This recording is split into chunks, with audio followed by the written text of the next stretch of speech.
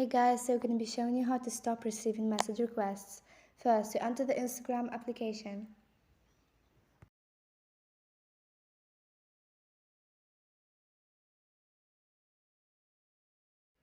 Then you go to your Instagram profile.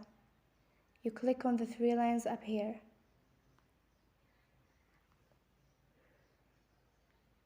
And you choose settings and privacy.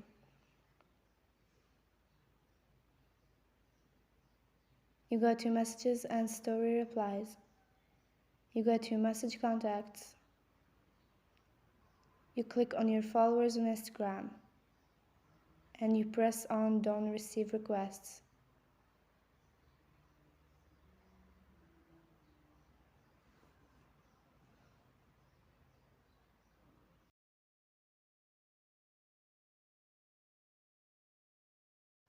And this is how you don't receive message requests. Thank you for watching and don't forget to like and subscribe.